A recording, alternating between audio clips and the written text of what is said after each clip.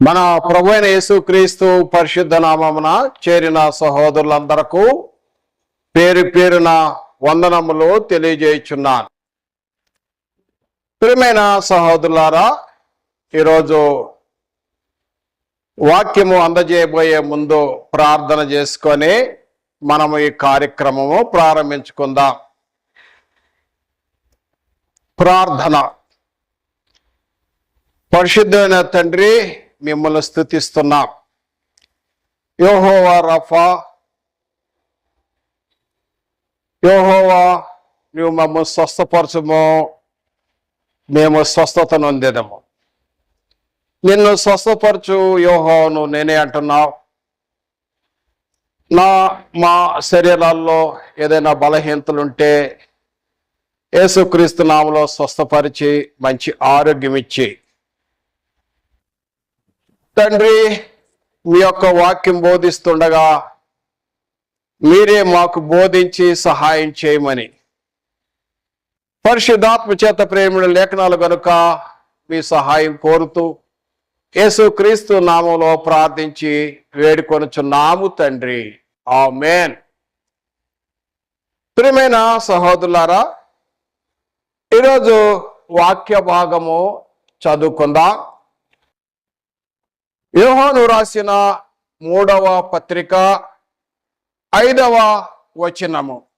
3వ పత్రిక 5వ వచనము. ప్రియుడా, వారు పరదేశీయులైనను సహోదరులుగా ఉన్నవారికి నీవు చేసినదల్లా విశ్వాసికి తగినట్టుగా చేయుచున్నావు. ఈరోజు వాక్య భాగము అంశము విశ్వాసికి తగినట్టుగా నడుచుకొనుట అనే అంశాన్ని గురించి మనము బైబిల్ గ్రంథమున పాఠాన్ని నేర్చుకుందాం. ఈ యొక్క పాఠములో చూసినట్లయితే మనం చదువుకున్న వాక్య భాగము అపోస్తలుడైన యోహాను గాయస్తో చెప్పుచున్న మాట, విశ్వాసికి తగినట్టుగా నీవు నడుచుకొనుచున్నావు. విశ్వాసి తగినట్టు అంటే క్రీస్తు శిలువ విశ్వాసమునకు తగినట్టుగా నడుచుకొనుచున్నావు. గాయసు గురించి చూసినట్లయితే గాయసు అపోస్తలుడైన పౌలు గారి చేత బాప్తిసం పొందాడు. పౌలు గారి యొక్క సువార్త దండయాత్రలో ఆయన మాసిడోనియా ప్రాంతంలో అపోస్తల కార్యములు 19వ అధ్యాయం 29వ వచనంలో గాయసు మాసిడోనియా ప్రాంతం అనగా గ్రీస్ దేశ ప్రాంతానికి చెందినవాడు. ఆ సువార్త దండయాత్రలో పౌలు గారి యొక్క సువార్త వాక్యమును విని బోధ విని విశ్వాసం ఉంచి మారు మనసు పొంది బాప్తిసం పొందాడు. కొరింథీయులకు రాసిన మొదటి పత్రిక 1వ అధ్యాయం 14వ వచనంలో చూడవచ్చు. తరువాత చూసినట్లయితే 90వ సంవత్సరములో, క్రీస్తు శకము 90వ సంవత్సరములో అపోస్తలుడైన యోహాను ఈ పత్రిక రాస్తూ ఆ గాయసుని మెచ్చుకుంటూ గాయసు కొరకు ప్రార్థన చేస్తూ గాయసు విశ్వాసమునకు తగినట్లుగా జీవిస్తున్నాడు. విశ్వాసం తగినట్లుగా జీవితము ఆయనలో ఏముందంటే అతని యొక్క సత్య ప్రవర్తన, సత్యం నుంచి నడుచుకొనుట, అతడు చేసే సత్క్రియలు, అతడు ఇతరుల చేసే మేలులు, అదేవిధంగా అతనిచ్చే ఆతిథ్యము, సంసార సువార్త ప్రకటన చేసే మిషనరీస్కు అనగా ఆ ఫారినర్స్కు, పరదేశీయులకు సంచారం చేస్తూ సువార్త చేసే ఆ యొక్క సేవకులకు సహాయపడుతూ సాగనంపే కార్యక్రమం చేస్తున్నాడు. ఈయన యొక్క జీవితం ఎలా ఉందంటే విశ్వాసికి తగినట్లుగా జీవితం ఉన్నది. ఇందు నుండి ఈరోజు మనము ఒక పాఠము తెలుసుకుందాం. విశ్వాసికి తగినట్లుగా నడుచుకొనుట జీవించుటలో చూచినట్లయితే విశ్వాసము అంటే ఏంటి? మనకందరికీ తెలుసు. విశ్వాసం అనగా నమ్ముట అంటారు. నమ్ముట అంటే విశ్వాసం ఉంచుట అంటారు. విశ్వాసం అనేది నౌను పదము, నమ్ముట వెర్బ్ పదము ఆబ్జెక్టివ్ లో ఉపయోగిస్తూ ఉంటారు. అయితే ఒకే మీనింగ్ ఉంటుంది. వాస్తవానికి బైబిల్ ప్రకారము తాత్పర్యం ఏంటంటే, హెబ్రీ పత్రికలో 11వ అధ్యాయం 1వ వచనములో విశ్వాసం అనున్నది నిరీక్షింపడం నిజ స్వరూపము, అదృశ్యం అనేది ఉన్నదోటకు రుజువు అంట. విశ్వాసం అనేది నిజము, అదృశ్యమైనది ఉన్నది. ఏంటంటే అమెరికా ఉన్నది, అమెరికా నేను చూడలేదు, అనేక మంది ఇక్కడ ఉన్నవారు కూడా మీరు చూడలేదు, చూసి వచ్చిన వాళ్ళు చెప్తున్నారు అమెరికా నుండి వచ్చిన వాళ్ళు. ఇప్పుడైతే ఇంకా చాలా అనేక పరికరాల ద్వారా, టీవీల ద్వారా, అనేక న్యూస్ ద్వారా మనకు అమెరికా ఉందని తెలుసుకుంటున్నాం. అదేవిధంగా మ్యాప్ల ద్వారా, గ్లోబుల ద్వారా చూసి పటము ద్వారా తెలుసుకుంటున్నాం అమెరికా ఉందని. కానీ చూడకపోయినప్పటికీ ఉందని నమ్ముచున్నాం, విశ్వసిస్తున్నాం. విశ్వాసం. అదేవిధంగా పరలోకము ఎలా ఉంటుందో తెలియదు. పరలోక సంబంధమైన దీవెనలు ఉన్నాయి, పరలోకం ఉన్నది, దేవుడు ఉన్నాడని నమ్ముచున్నాం. కానీ మనం చూడలేదు, కానీ ఉందని నమ్ముచున్నాం. కనుక మరి ఇవన్నీ కూడా ఈ సృష్టి యావత్తును బట్టి కూడా మనకు తెలుస్తుంది. సృష్టి కూడా దేవుడే సృజించాడు తన వాక్కు ద్వారా. ఇది హెబ్రీ పత్రికలో 11వ అధ్యాయంలో మొదటి 2 వచనాలలో విశ్వాసం అనే దానికి తాత్పర్యం. మరి మన యొక్క విశ్వాసం ఏంటంటే క్రీస్తు నందు విశ్వాసము, క్రీస్తు శిలువ విశ్వాసము, విశ్వాసికి తగినట్లుగా జీవించుట.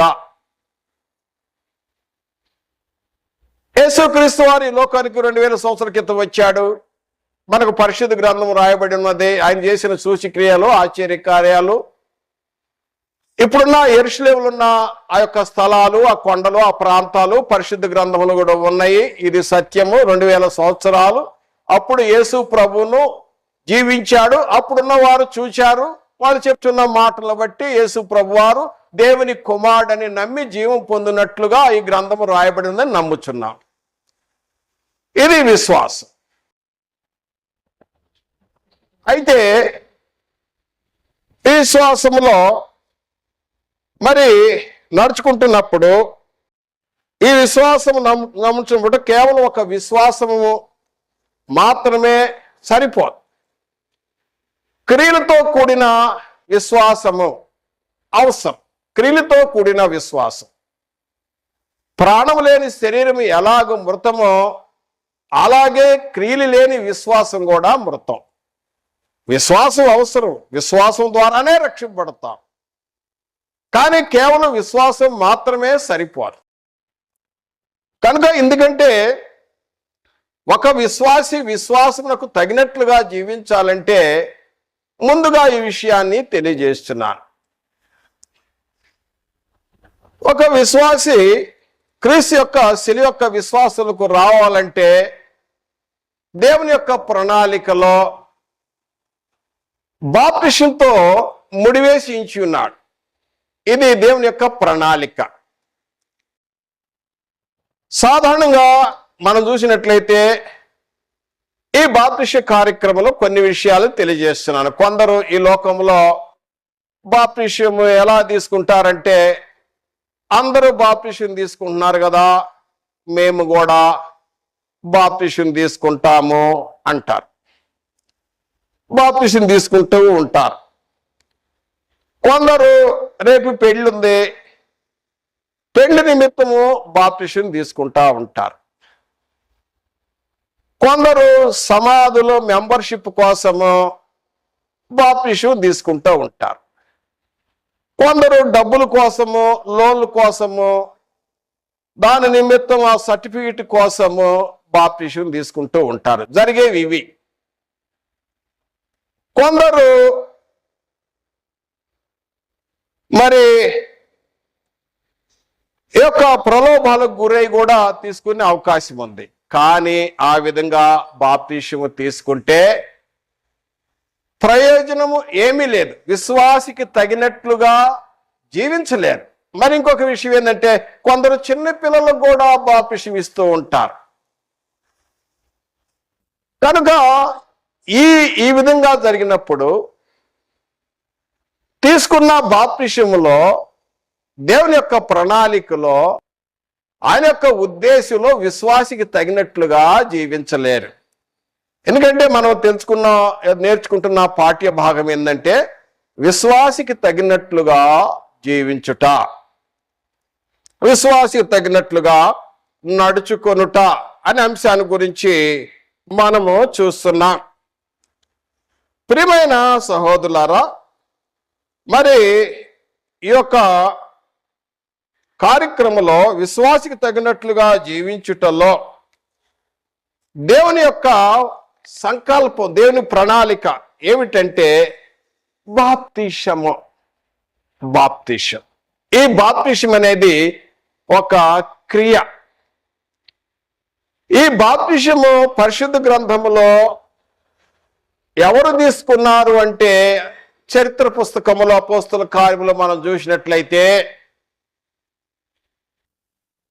కొందరు వాక్యం విని వాక్య బోధ విని బాప్తిసం తీసుకున్నారు. విన్న తర్వాత విశ్వాసం ఉంచి బాప్తిసం తీసుకున్నారు. మారు మనసు పొంది బాప్తిసం తీసుకున్నారు. పాపాలు కడిగివేయబడటానికి బాప్తిసం తీసుకున్నారు. కనుక ఈ ఉద్దేశంతో బాప్తిసం తీసుకున్నప్పుడు ఇదేంటంటే, దేవుని యొక్క ఆజ్ఞ, ఇది దేవుని సంకల్పం. ఇది కొందరు దేవుని సంకల్పమును నిరాకరించారు అంటాడు. కొందరు నిరాకరిస్తూ ఉంటారు బాప్తిసాన్ని. బాప్తిసము అనేక ఉద్దేశములో ప్రియమైన సహోదరులారా, ఇక్కడ ఏమి జరుగుతుంది? ఇదొక క్రియ. బాప్తిసము అనేది ఒక క్రియ. ఏమిటంటే, దయచేసి ఇది ఇక్కడ చాలా ప్రాముఖ్యమైన విషయం. రోమాపత్రికలో 6వ అధ్యాయం, రోమాపత్రిక 6వ అధ్యాయం 3 నుండి 6 వచనాలు. బాప్తిసము అంటే ఏమిటి అనే దాని గురించి వివరణ చేస్తాను. ఏదో బాప్తిసం అనగలే గబాల్లా ఆ నీటిలో ముంచుకొని, ఆ బట్టలు దడుపుకొని, ఆయా కొత్త బట్టలు ధరించుకొని వెళ్ళిపోవటం అనేది కాదు. బాప్తిసం యొక్క ఉద్దేశం ఏమిటంటే, దయచేసి గమనించండి. రోమాపత్రిక 6వ అధ్యాయము 3వ వచనం నుండి చదువుకుందాం. క్రీస్తులోనికి బాప్తిసం పొందిన మనమందరము ఆయన మరణంలోనికి బాప్తిసం పొందితమని మీరు ఎరగరా? ఒక వ్యక్తి బాప్తిసం పొందుతున్నాడంటే క్రీస్తు యొక్క మరణంలోనికి బాప్తిసము పొందుచున్నాడు. తర్వాత చూసినట్టయితే 4వ వచనం, కాబట్టి తండ్రి మహిమ వల్ల క్రీస్తు మృతులో నుండి ఎలాగూ లేపబడినో అలాగే మనమును నూతన జీవం పొందిన వారై నడుచుకున్నట్లు బాప్తిసం వల్ల మరణంలో పాలు పొంది ఆయనతో కూడా పాతి పెట్టబడితిమి. ఈ బాప్తిసం కార్యక్రమంలో ఏంటంటే, యేసుక్రీస్తు వారు సమాధి చేయబడి 3వ దినము ఏ విధంగా తిరిగి లేచాడో, ఆయన ఏ విధంగా సమాధి చేయబడ్డాడు. ఇదొక సమాధి కార్యక్రమం. ఈ సమాధి కార్యక్రమంలో ఒక మనిషిని పాతిపెట్టినట్టుగా నీటిలో ముంచబడటం. అదేవిధంగా ఇక్కడ చూసినట్లయితే మరొకసారి చదువుతున్న 4వ వచనం, కాబట్టి తండ్రి మహిమ వల్ల క్రీస్తు మృతులో నుండి ఎలాగూ లేపినో అలాగే మనము నూతన జీవం పొందిన వారమై నడుచుకొనినట్లు. ఎందుకు బాప్తిసం పొందుతున్నాము? నూతన జీవితం, నూతన జీవనానికి కొరకు మనం బాప్తిసం పొందుతున్నాం కనుక విషయమై బాప్తిసం పొందుతున్నాం. తర్వాత చూసినట్టయితే ప్రియమైన సహోదరులారా, ఆయనతో కూడా పాతి పెట్టబడితిమి, మరియు ఆయన యొక్క మరణం యొక్క సాదృశ్యమందు ఆయనతో ఐక్యమైపోతున్నాం. బాప్తిసమందు క్రీస్తు కూడా ఐక్యం, క్రీస్తు ఏకమించిపోతున్నాం, క్రీస్తు ఐక్యమైపోతున్నాం.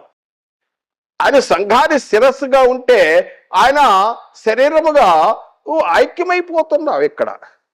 తర్వాత చూసినట్టయితే ఐక్యమైపోతూ తర్వాత ఆయన పునరుద్ధానం యొక్క సాదృశ్యమందు ఆయనతో ఐక్యము గలవారం విందము.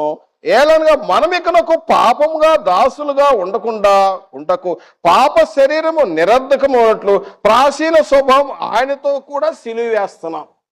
ఇది బాప్తిసం యొక్క ఉద్దేశం. అంటే ప్రాచీన స్వభావం, ప్రాచీన పురుషుడిని ఆ యొక్క నీటిలో ముంచబడినప్పుడు అక్కడ పాతి పెట్టబడుతుంది.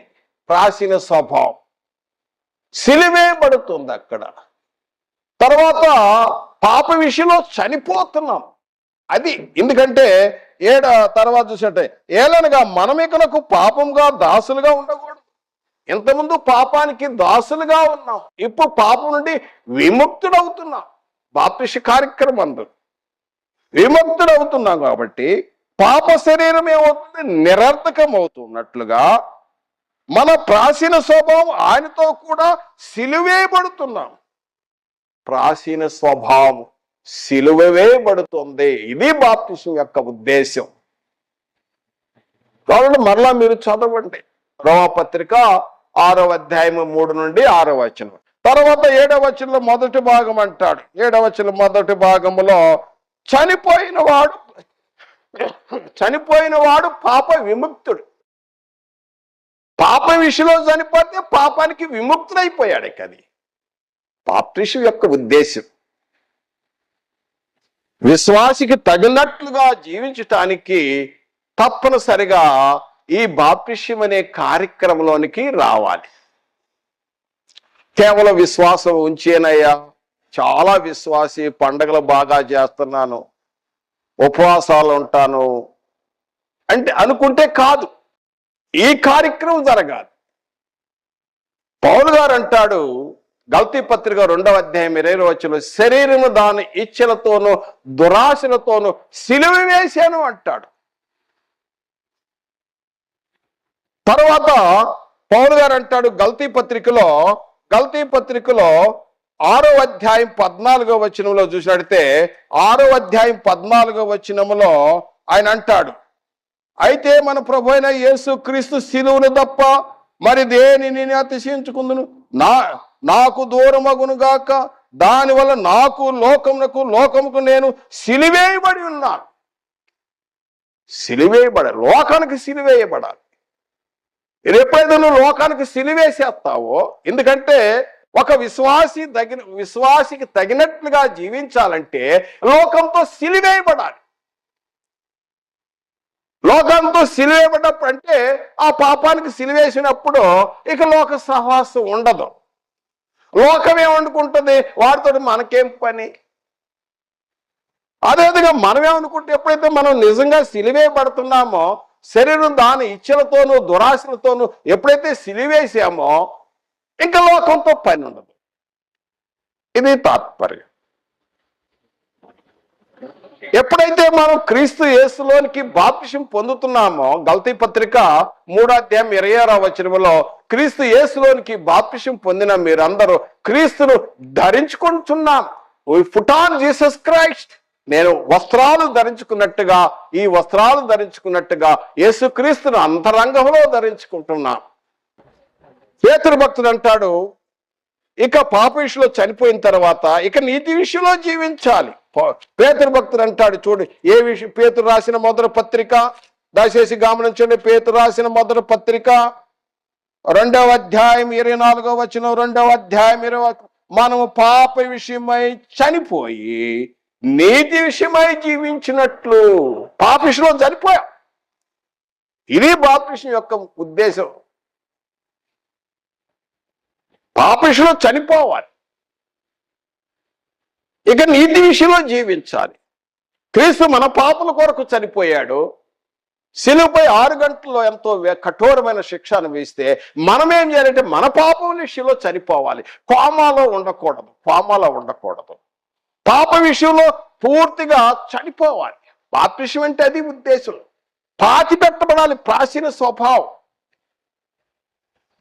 ఒక చనిపోయిన మనిషిని తీసుకెళ్లి 6 అడుగుల గుంట తవ్వి అక్కడ మనిషిని పొనుకోబెట్టి ఇక తర్వాత ఆ యొక్క సమాధి పెట్టి లోపల పెట్టేసి మట్టితో కప్పేస్తారు. అలాగే యేసుక్రీస్తు మరణ సమాధి పునరుద్ధానములో మనం బాప్తిస్మం పొందుతున్నప్పుడు మనం విస్తారమైన నీళ్లలో పూర్తిగా ముంచబడాలి. చల్లటం కాదు, చిలకరింపు కాదు. పూర్తిగా నింపబడి తిరిగి లెగుస్తున్నాం. ప్రాచీన స్వభావం పాతి పెట్టబడుతున్నాము నూతన స్వభావంతో. ఇంకా పాపానికి తోటిక ఎలాంటి సంబంధం లేదు. ఇది ఉద్దేశం.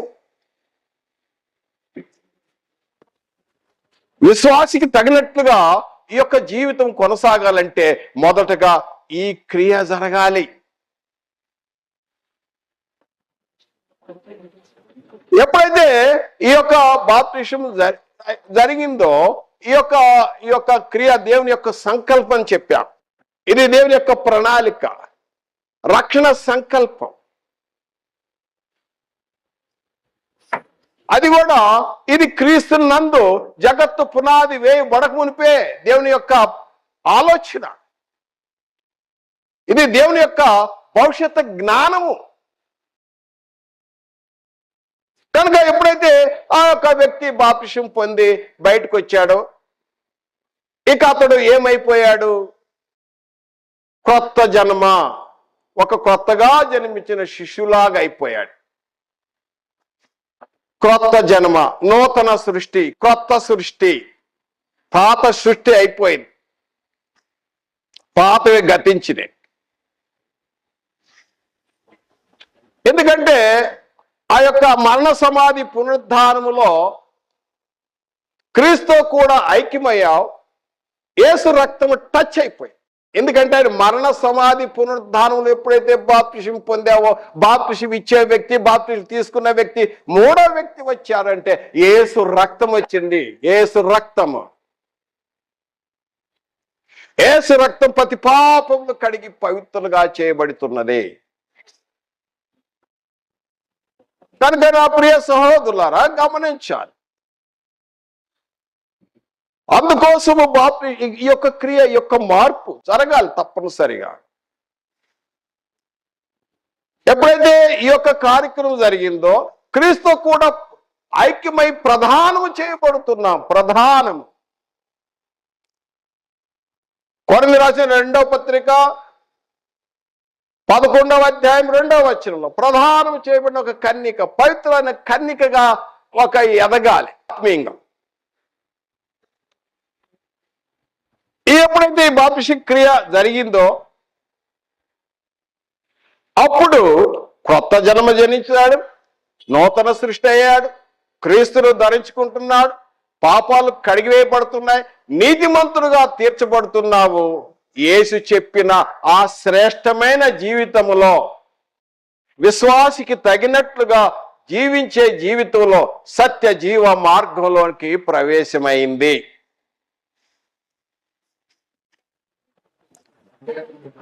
కాబట్టి మరి ఇంత మంచి మార్గంలో వస్తున్నప్పుడు ఎప్పుడైతే అతడు క్రీస్తును ధరించుకున్నాడో సంఘంలో ప్రవేశించాడు, క్రీస్తును ధరించుకొని సంఘంలో ఉన్నాడు. ఉన్నప్పుడు క్రీస్తును ధరించుకున్నాడు.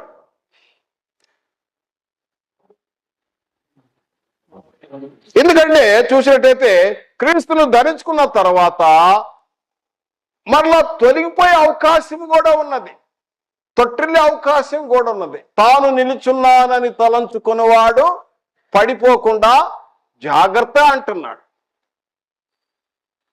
గల్తీ పత్రిక 5వ అధ్యాయం 4వ వచనంలో కూడా కృప నుండే తొలగిపోయేవారు ఉన్నారు. గల్తీ పత్రిక 5వ అధ్యాయం 4వ వచనంలో కూడా కృప నుండే తొలగిపోయేవారు ఉన్నారు.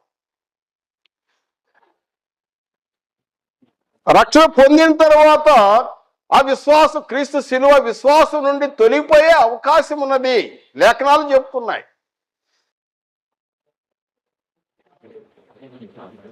కాబట్టి కొన్ని హెచ్చరికలు ఈరోజు విశ్వాసికి తగినట్టుగా జీవించుటలో, నడుచుకున్నటలో కొన్ని విషయాలు మనం తెలుసుకుందాం. గల్తీ పత్రిక 3వ అధ్యాయం 26-27 వచనంలో క్రీస్తు యేసులోనికి బాప్తిసం పొందిన మీరందరూ క్రీస్తును ధరించుకొని ఉన్నారని మీరు ఎరగరా. ఇప్పుడు క్రీస్తును ధరించుకొని సంఘములో వచ్చి ఉన్నాం. ఇక సంఘంలోకి వచ్చిన తర్వాత ఇక ఎంతో పవిత్రంగా జీవించవలసిన జీవితమై ఉన్నది. పిలిచిన దేవుడు నమ్మదగిన దేవుడు. దేవుడు పరిశుద్ధుడు గనుక నువ్వు పరిశుద్ధుడిగా చేయబడ్డావు గనుక పరిశుద్ధమైన జీవితము అవసరము.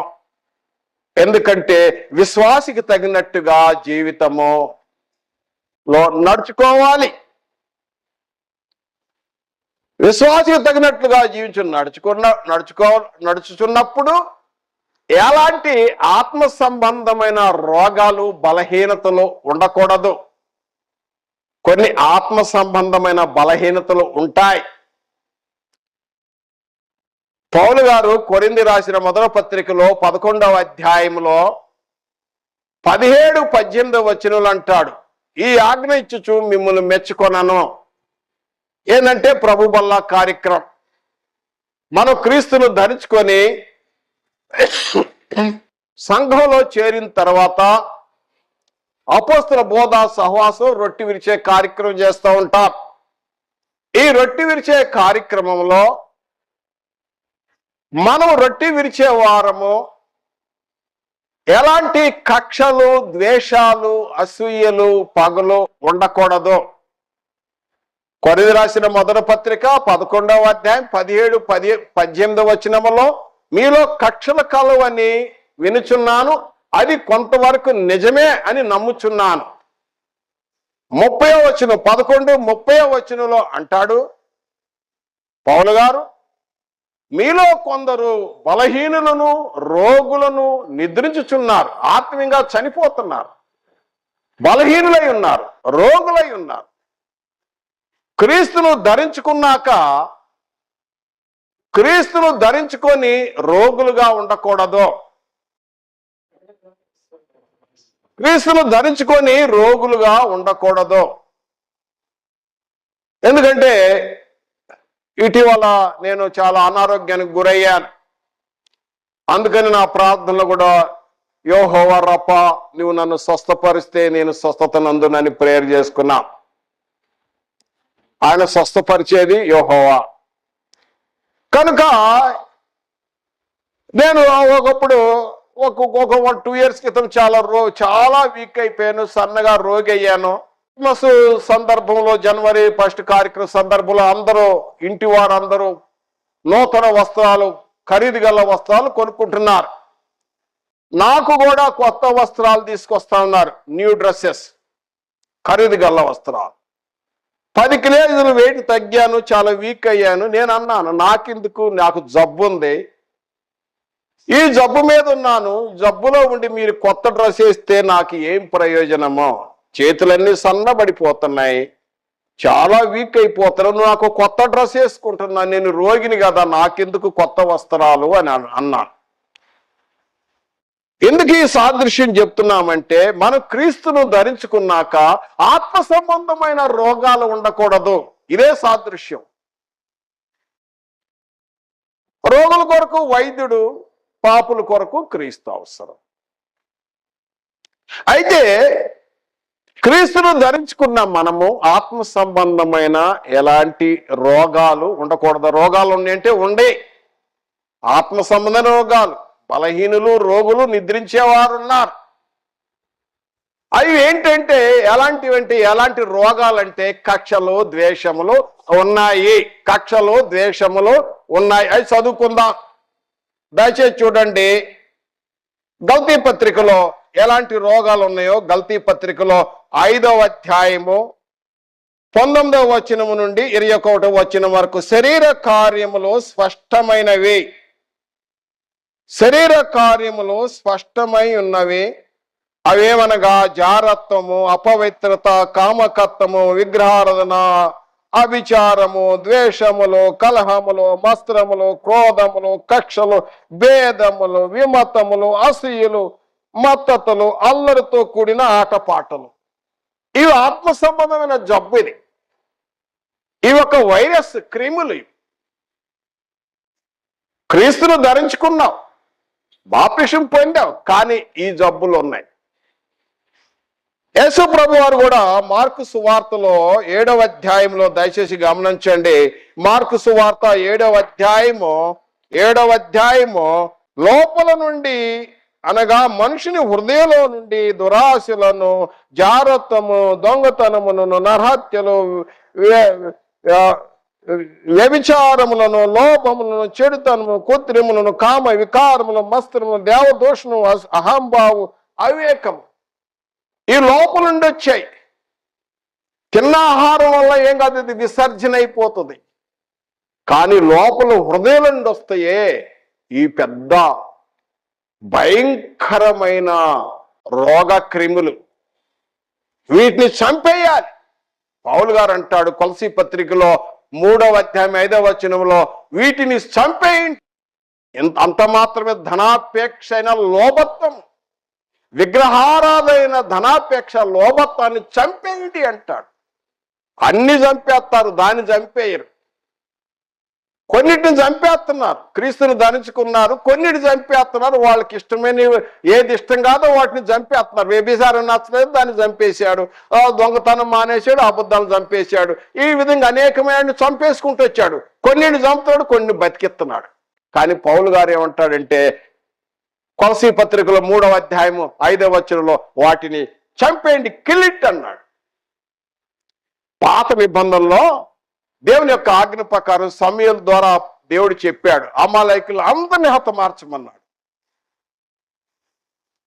తనకిష్టమైన కొందరిని చంపాడు, కొందరిని బతికించాడు. కొన్ని చంపేస్తారు. ఈ రోజులో కూడా అంతే. క్రీస్తును ధరించుకొని క్రీస్తు ఒక విశ్వాసి తగినట్లుగా జీవితంలో కొన్నిటిని చంపేస్తారు, కొన్నిటిని చంపేట్లా. చాలా భక్తిగా ఉంటారు, ప్రైజ్ ది లార్డ్ బ్రదర్, వందనాలు అని చెప్తూ ఉంటారు. కానీ ఇదిగో ఈ ధనాపేక్ష, విగ్రహారాధమైన ధనాపేక్షణ, కొలసీ పత్రిక 3వ అధ్యాయం 5వ వచనం, ఈ లోభత్వం అంటే పిసనారితనం. నాకే కావాలి, నాకే కావాలి, ప్లాట్లు, అన్ని ఎన్నో సంపాదన. ఇదొక జబ్బు. గల్తీ పత్రిక 3వ అధ్యాయం 26-27 వచనం, క్రీస్తును లోనికి బాప్తిసం పొందిన మీరందరూ క్రీస్తును ధరించుకున్నారని మీరు ఎరగరా? మరి వీటిని కనుక చంపైపోతే శరీర స్వభావం గలవారే, శరీర స్వభావం గలవారు. యోధా పత్రికలో చూసినట్టయితే 19వ వచనంలో అలాంటి వారి గురించి ఏం రాయబడిందంటే ప్రకృతి సంబంధులు,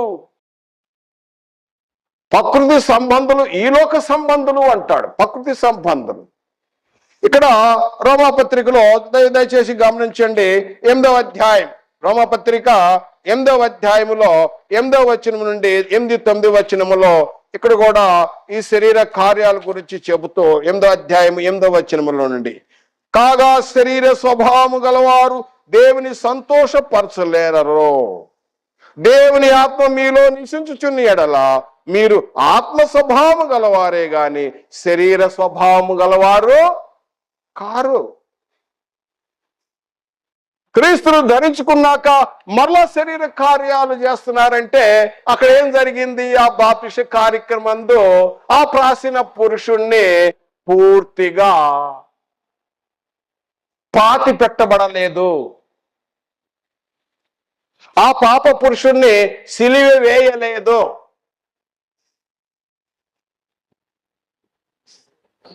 ఆ పాప స్వభావాన్ని సిలివేయబడాలి.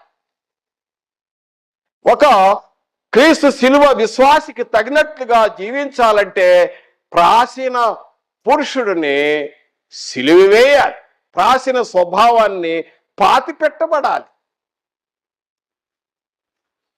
కోమలో ఉందనుకో మరలా బ్రతుకుతాడు, మరలా ఆ పిలకలు వచ్చేస్తాయి. అంటే ఒక మొద్దు ఉంది, పైన నరికేశాడు, మొద్దు వరకు నరికేశాడు, ఆ చెట్టు అంతా పక్కకు పోయింది, మొద్దు ఉంది, తర్వాత పిలకలు వచ్చినాయి. అలాగే ప్రాచీన పురుషుడిని ప్రాచీన స్వభావాన్ని సిలివేయబడకపోతే మరలా పిలకలు వస్తాయి. అది జరుగుతున్న సమస్య ఎక్కడ ఉన్నది. ఒక విశ్వాసికి తగినట్లుగా జీవించటం ఈ కార్యక్రమం జరగాలి. మరి దీని నుండి మార్గం ఉన్నదా? ఎందుకంటే తొలగిపోయే మార్గం ఉందని చెప్పుకున్నాము. ఏ విధంగా ఉంటుందంటే ఈ విధంగా ఉంటుందని. ఎందుకంటే సాతాను ఒక మంచి మార్గంలో నడవనీయుడు, తొలగదీస్తూ ఉంటాడు.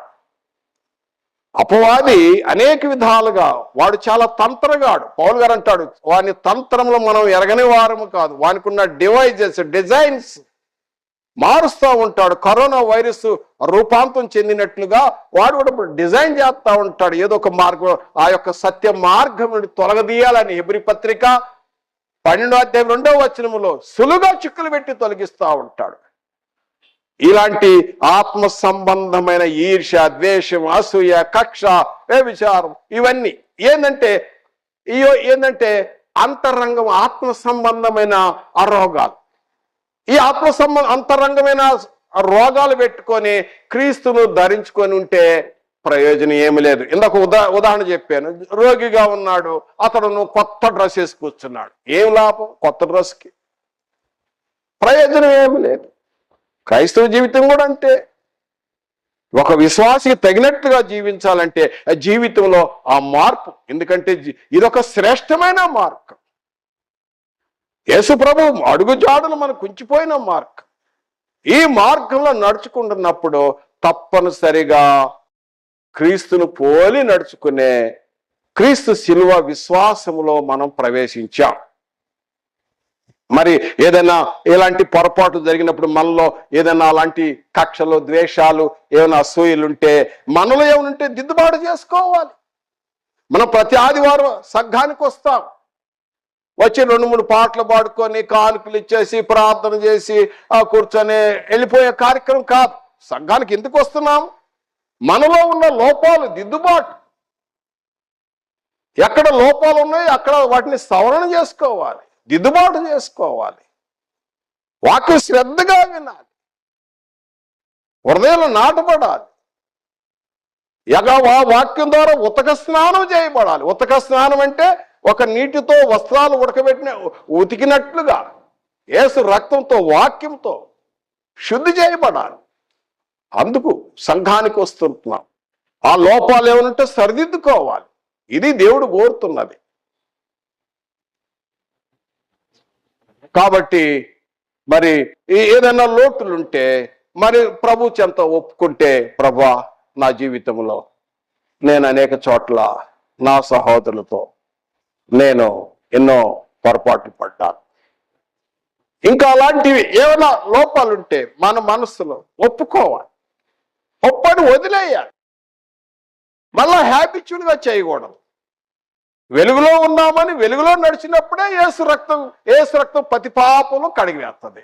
వెలుగులో ఉన్నామని చీకటిలో నడిస్తే, వెలుగులో ఉన్నామని దయచేసి చూడండి, దయచేసి అందరూ శ్రద్ధ గమనించండి. దయచేసి ఇక్కడ ఒక ఎగ్జాంపుల్ చెప్తున్నాను. నేను వెలుగులో ఉన్నాను, ఇప్పుడు వెలుగులో ఉన్నాను, ఈ వెలుగులో నడితే నేను వెలుగుగా ఉంటాను. అదే నేను వెనక్కి తిరిగి నా ముందు చూస్తే నాకు చీకటి ఉంది, నేను చీకటిలోకి వెళుతున్నాను. ఇది సత్యం. వెలుగులో ఉన్నామని వెలుగులో నడితే అప్పుడు యేసు రక్తం పని చేస్తుంది. చీకటిలో నడితే యేసు రక్తం పని చేయదు. కాబట్టి అదే పత్రికలో, యోహాను రాసిన మొదటి పత్రికలో మరి 2వ అధ్యాయంలో అంటాడు, మనకు ఒకవేళ మనం ఏదైనా పొరపాట్లు, పాపాలు మనకు తెలియక, అవిశ్వాసం వల్ల తెలియక పొరపాట్లు, అలాంటి ఈర్ష్య, ద్వేషం, కక్ష, అసూయలు ఏదైనా ఉంటే వాటిని ప్రభు చెంత ఒప్పుకుంటే, ప్రభువా నాలో ఇలాంటి కొన్ని బలహీనతలు ఉన్నాయి, ఈ ఆత్మ సంబంధన బలహీనతలు ఉన్నాయి, ఈ ఆత్మ సంబంధన రోగం ఉన్నది. వీటి నుండి నేను ఆత్మ సంబంధంగా నిద్రించకుండా ఉండటానికి నాకు సహాయం చేయి, నాకు మంచి ఆరోగ్యం ఇవ్వు అని ప్రభును ప్రార్థన చేసుకుంటే ఆయన మనకు ఒక అడ్వకేట్ లాగా ఉన్నాడు, మనకు ఒక ఉత్తరవాది ఉన్నాడు అంటాడు యోహాను భక్తుడు. అపోస్తలుడైన యోహాను అంటాడు మొదటి పత్రికలో 2వ అధ్యాయంలో మనకు ఒక ఉత్తరవాది ఉన్నాడు, మన పాపలకు ఆయన ఒక ఉత్తరవాది. ఆయన ఒక జడ్జి ముందు ఒక లాయర్ అని నిలబడి అక్కడ అతడు నేరం చేసిన వ్యక్తి అవతలుంటే ఏ విధంగా ఆయన మాట్లాడతాడో అడ్వకేట్ మన తరఫు నుండి జడ్జి గారికి చెప్పి అయ్యా పొరపాటు తెలియక జరిగిపోయింది కనుక అనే శిక్షను తప్పిస్తాడు. అలాగే మనకు ఒక ఉత్తరవాది ఉన్నాడు, మనం తెలియక చేసిన వాటి గురించి యేసుక్రీస్తు వారి అంత ఒప్పుకున్నప్పుడు తండ్రి ఎదుగు పోయి చెప్పుకునే మనకు ఉత్తరవాది ఒక అడ్వకేట్ ఉన్నాడు, మనకు మధ్యవర్తి యేసు ప్రభువారు. నిజమే ప్రభు, ఆయన పాపాలను క్షమించమని ఒప్పుకుంటున్నాడు. తండ్రి మీకు కూడా తెలుసు, మీరు కూడా చూస్తున్నారు, ఆయన యథార్థం ఒప్పుకుంటున్నాడు, నాకు కూడా తెలుసు, తాను కూడా ఒప్పుకుంటున్నాడు కనుక అతను క్షమించండి. తండ్రిని దేవుడు, ప్రేమ కలిగిన దేవుడు క్షమిస్తాడు. కాబట్టి ఒక విశ్వాసి తగినట్లుగా జీవించటంలో మొదటి నుండి అక్కడ ఒక విశ్వాసం దగ్గర నుండి విశ్వాసి ఏ విధంగా అవుతాడో అదే విధంగా బాప్తిస్మం తర్వాత బాప్తిస్మం పొందిన తర్వాత ఏ విధంగా నడుచుకోవాలో అనేక విషయాలతో ఈ రోజు యొక్క వర్తమానము మనం విన్నాం. దయచేసి గమనించండి, మనం ఎన్ని విషయాలు గమనించాము ఈరోజు పాఠ్యభాగంలో. విశ్వాసికి తగినట్లుగా జీవించుట, విశ్వాసం అంటే అర్థము. ఎవరు బాప్తిస్మము పొందకూడదో తెలుసుకున్నాం, ఎవరు బాప్తిస్మం లేఖన ప్రకారం పొందారో తెలుసుకున్నాం, బాప్తిస్మందు జరిగే క్రియ ఏంటో తెలుసుకున్నాం, బాప్తిస్మం పొందిన తర్వాత అతని యొక్క స్థాయి ఏంటో తెలుసుకున్నాం, బాప్తిస్మం పొందిన తర్వాత క్రీస్తును ధరించుకున్నాక ఆత్మ సంబంధమైన ఎలాంటి రోగాలు ఉండకూడదు, వాటిని ఒప్పుకొని వదిలేయాలి, ఇంకా మరలా వాటి జోలికి పోకూడదని. దానికి తప్పించుకునే మార్గము ఏంటంటే యేసు రక్తము, యేసుక్రీస్తు అని ఉత్తరవాది తండ్రి యొద్ద మనకున్నాడు. యేసుక్రీస్తు నామములో అడిగినప్పుడు తండ్రి యేసుక్రీస్తు నామమును బట్టి తండ్రిని దేవుడు మనల్ని క్షమిస్తాడు. దేవుడి మీలతో ఆశించుగాక. ఆమేన్. వందనములు. ప్రార్థన చేస్తున్నాం. పరిశుద్ధైన తండ్రి, స్తుతి స్తోత్రములు.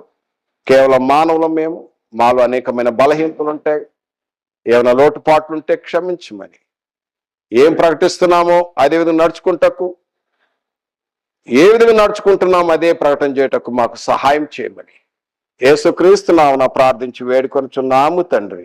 ఆమేన్. వందనాలు.